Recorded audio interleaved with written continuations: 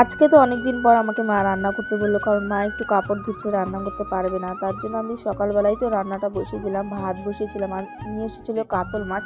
মা আমাকে মাছটা ধুয়ে লবণ হলুদ দিয়ে মাখিয়ে দিয়েছে, আলুওয়ালায় ঝোলটা করব। ঝোলটা অনেক ভালো হয়েছিল, কিন্তু আমি একটু কম জল দিয়েছিলাম, শুকনো শুকনো হয়েছিল। তো যাই হোক, দেখো এই যে ঝোলটা এরকম হয়েছিল মাছের তরকারিটা। ঘোরার জন্য কিনছি, তো ওরই টাকা দেবো কিনছে। দেখো এটাই ম্যাজিক, এটা খুব ট্রেন্ডিং। এটা দাম যেন কত বেশি, 300 টাকা। তারপর তো মামা বাড়ি গিয়েছিলাম, বাড়িতে এসে তো দেখি সমস্ত জামা কাপড় ঘর দুয়ার সব নোংরা হয়ে আছে। তারপর আমি আর আমার বোনু দুজন মিলে গল্প করতে করতে গুছালাম, কারণ আমাদেরকে তো থাকতে হবে, তাই গরুর গোয়ালের ঘরটাকে মানুষে থাকার মতন দুজন মিলে একসাথে গুছালাম। আর জানো, গুছাতে গুছাতে আমি ভুলেই গেছিলাম যে বাক্সর উপর জামা কাপড় রাখলে তো আমাদের বাড়িতে অনেকগুলো অমানুষ ইঁদুর আছে, যেগুলো আমাদের জামা কাপড় অলরেডি কেটে দিয়েছে, অনেকগুলো আরও কাটবে। তার জন্য গুছিয়ে আমি আরও এই ডয়ারটার ভিতরে রাখলাম।